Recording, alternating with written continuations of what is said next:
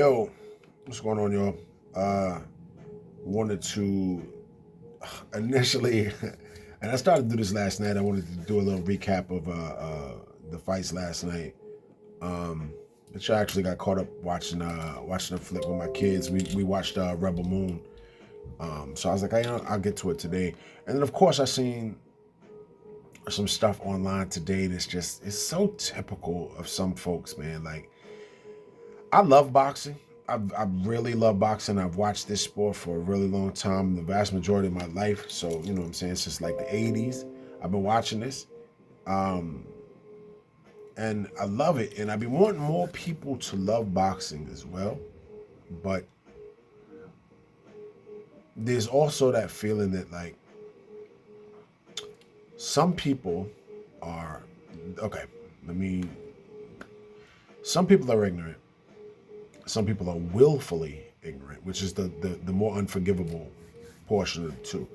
When you don't seek to know anything, you don't seek to learn anything, you are committed to your train of thought, especially as it pertains to being just an antagonistic voice in the boxing community. Just tell me whether it's your allegiance to like tribalism or whatever it is, whatever underlying motivator that causes you to for some reason haunt boxing pages and just exist in these circles that doesn't really have a lot to do with boxing. Like you basically use boxing as sort of this delivery system for you to spit your particular brand of clown shit. You know what I'm saying? Like it just some of y'all, that's how you go.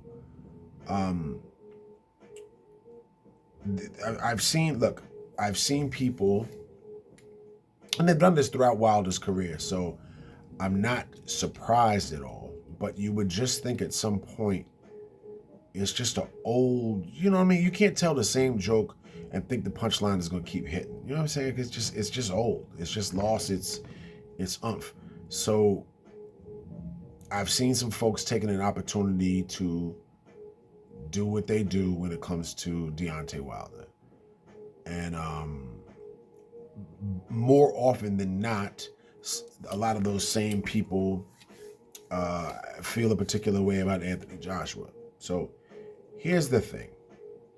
And initially, I wanted to talk about the whole card, but I'm actually just going to keep it focused on those two people because I got stuff to do. You know what I mean? I got to take my kids to my sister's house and see my birth father, and we're going to our friend's house after that. So it's just tis the season and all that. So there's other stuff to do. So I'm gonna keep it focused on those two fighters. Um, my impressions. I don't think Deontay Wilder has lost anything physically. Physically, I think he's fine. I think, I had already had some of these thoughts watching the fight unfold early on, and I think it's not a matter of an identity crisis, but when I'm seeing D not be active and trying to be patient and using his footwork and such, um, in life, man, you are constantly, or you certainly should be. If you're stuck in the same iteration of yourself for a very long time, there's something wrong with your process and what you're doing and what you're looking for or not looking for, right? Uh, but I think we can see the evolution of Deontay Wilder, the man, the human, the person. Um, and that's the beautiful thing about boxing is a lot of things do get revealed in the ring. A lot of truths about where we are, who we are, and all of that. That's what fighting does. It actually brings some of those things to the forefront. And I see the maturation of a human being and a man. And sometimes when we evolve from one incarnation of ourselves to another, um, some of our old life becomes our old life. Some of our old self becomes our old self. It's rearview mirror stuff. And I don't think folks all just the typically low hanging fruit and superficial commentary. Very often just agenda driven emotional commentary. You know, Wilder's washed. Or Wilder. See, I told y'all he was never nothing but A, B, and C, 1, 2, 3. And I told y'all. Listen, I think it's easy. It's easy to say stuff like that. It's just really, really simple. It doesn't take much. Doesn't take much thought. Doesn't take much information, and you just don't strike me as a very perceptive person when that's all you were able to conclude from watching yesterday's card. Which yesterday's card, I should have said this at the top. Let me commend DAZN, which I rarely ever do because I don't like DAZN. I don't like Eddie Hearn. I don't like the commentary. I don't like a lot of things about the way the company is run and their billing, and there's so much I don't care for DAZN just as a whole. But let me say, the price point, basically you're spending $40 for fights all day long on Saturday. That, my friends, was dope. That was dope. Can't front. That was cool. Where's this fly coming from? Like literally, I started. The car started at 11, and I'm still watching fights at 5 o'clock in the 5 p.m. Dog. So that was good. For $40, that was good, and it was a good card. It was everybody got pretty much stopped till the end. I mean, it was with the exception of the Wilder fight, it was good. But I think Deontay Wilder, and you could certainly tell in his post-fight interview that I think the evolution of him as an adult and as a father and as a man and a human being, having done, the ayahuasca and stuff, you can tell that there's a lot of introspective thinking and effort going on over there.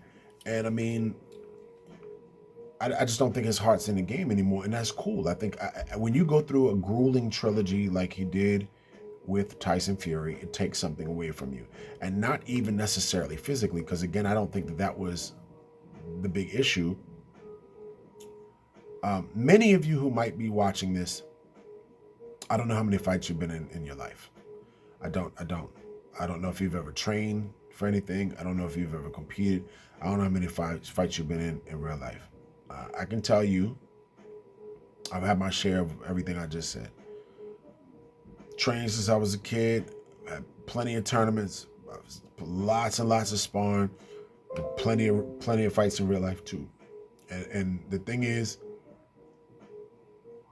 we are of finite fuel. There is a limited amount to each human being in terms of their passion, in terms of their interest, and just your hunger and your thirst for a particular thing in your life. And sometimes stuff starts to change. You evolve, you learn, you grow, you feel like you've proven to yourself and or others what you have to in a given realm, and then you move you evolve, you go to the next iteration or version of yourself. And I think that's what's happened in the case of Deontay Wilder. Now, the funny thing is, for the folks that were and or are Anthony Joshua fans, the ones that I have read have spent more time dumping on Wilder than they did commenting on Joshua. Now, what's funny is, Joshua, to me, I could see some Derek James tutelage in there. There was a couple of times where I saw, as he's throwing right hands to the body, there was one in particular, I don't recall the round, but he threw a right hand to the body and kind of hopped back right into stance with guard up responsibly, and it looked very similar to Errol Spence. Obviously different stances, but it looked very similar. The way Joshua's balance was, the way his guard was, the way he was responsibly bringing his hands back into the defensive position after he would throw a shot. He didn't try to do too much. He didn't look like he was exerting himself. His legs were underneath his torso, so his balance was good. Anthony Joshua looked pretty good. Now, given, styles make fights, and I don't know how much inactivity Otto Wallin was dealing with, but this is the same man who did give Tyson Fury a lot of problems. So I think, I mean, I can only judge what happened in the ring. And looking at Anthony Joshua, there was a lot to feel positive about if you are an Anthony Joshua fan. I thought he looked good. Now, given, again, styles make fights. And, sometimes there's matchmakers for a reason. I certainly did anticipate that fight being a little tougher for him, but everything looked. I think what Derek James has worked on him with makes perfect sense. You don't have to have a lot of bells and whistles and be super fancy. If you are fundamentally sound and consistent, you're doing what you got to do. Working the jab, throwing the right hands straight, throwing them to the stomach and to the head. I thought maybe a little bit more left hooks on the follow up for the right hands, but eventually that went down. AJ did a decent job of keeping his lead foot on the outside of Otto. I mean, I know when you're dealing with a southpaw and orthodox fighter, that's going to be a consistent battle for territory and geography throughout the course of the fight. But AJ did a good job with that. And I just find it curious that, like, if you're a legitimate boxing fan of the sport, not of boxers, but of boxing, there was more to talk about. And even if you are just a fan of Anthony Joshua, there's more to talk about than, I mean, dumping on Wilder just doesn't seem like that's a fulfilling endeavor, man. What does that do for you? I don't really understand it. If you propose, I mean, if you're saying you're an AJ fan, there was some good things to talk about. There was a good night for you, if you are indeed. So some people, man, they just have so little going on in their lives that hate is just part of what they do. They think so little about their own selves that the only way that they feel that they can elevate themselves is by denigrating somebody else. If you can bring somebody down, then I guess they feel like automatically that puts you up. But you really haven't risen from here. If you're both here and you put somebody underneath you, you haven't risen. Somebody else is lowered. You're still where you were. It doesn't do anything for your life, or your game, or your anything, or your particular fighter, or any of it. It doesn't serve you really. And I'm not here to cry on anybody's behalf. I'm just saying it makes you look corny, or you look like a sucker. You look like all you can reach is low-hanging fruit. That looks like that's all you're ever going to be about. That's all you're ever going to be out for. And honestly, when you're looking at boxing, I feel like that's all you understand. You don't. It just gets frustrating to have to interact with people who are so lowbrow, just lack depth, or you just are not particularly perceptive people, and you don't really understand what you're looking at when you watch a fight, other than the end results. Other than the absolute obvious, you just don't get it.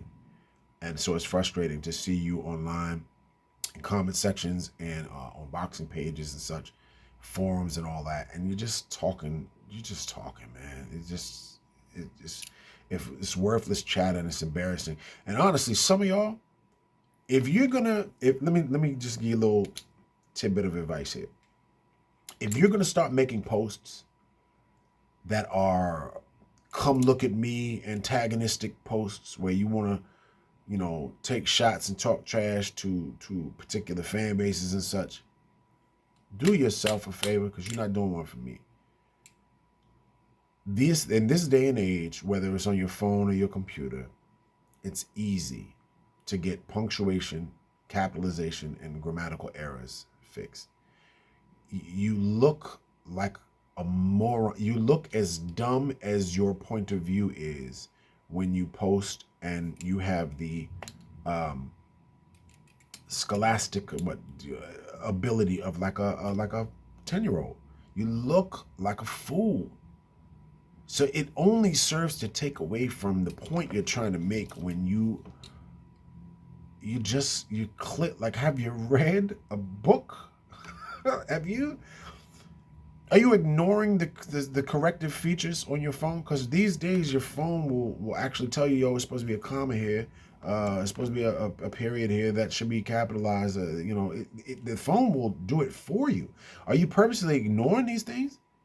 Do you like? Is your intention to look like an idiot? Because if that's by design, well, hats off to you, sir. Job well done. Because you look dumb as you look dumb. But by and large, like I said, I think the one of the biggest takeaways from last night or yesterday, which is unfortunate, is that Eddie Hearn had a large a lot of this is on his back, is that we'll never get to see what we should have seen years ago. And I don't want to hear no comments. Don't come at me about no blame game. Eddie Hearn has and continues to milk Anthony Joshua for all that he's worth, to the benefit of Eddie Hearn. And we were denied a unified heavyweight champion and what would have been a very exciting fight years ago. We've been denied that. And now we may not get it. I know that Anthony Joshua tried to kind of save that opportunity because it's still a big payday. And it certainly looks like right now, if I put the two guys that were in the ring last night in together, I don't know that Wilder wins that fight. And I don't have to have dogs in the race, and it doesn't matter who I want or who I don't want. I want to see good fights. I care about that more than I care about who I prefer to win, because boxing is my thing. That's why I'm on here talking to y'all. But anyway, we got some stuff to do this evening, so I'm not gonna get super long winded. It's already been 16, 17 minutes here. But I think for me, I would probably see Wilder. I would like to see Wilder do one more fight in Alabama, do one for the hometown squad, and then pack it up, D, because you got nothing else to prove, man. You're talking about a guy who came to the sport at almost 20 years old, made it to the Olympics. Now, again, don't come at me. I'm just saying that this is facts. You medaled the same medal that Floyd Mayweather medaled in the Olympics. They both got bronze. You won a world title. You defended it 10 times. Almost every man you've ever gotten in the ring with hit the deck, including Tyson Fury several times. I'm not going to rehash that whole series, but listen, D has nothing to be ashamed of. And it doesn't matter what some weirdo on the internet has to say. And look, you can call me a weirdo on the internet, then whatever. But ultimately, I see the evolution of a man. I see a guy who overachieved. With what he had, he overachieved. He did more than most people do, and he made a lot of money. He's able to take care of his kids and his family.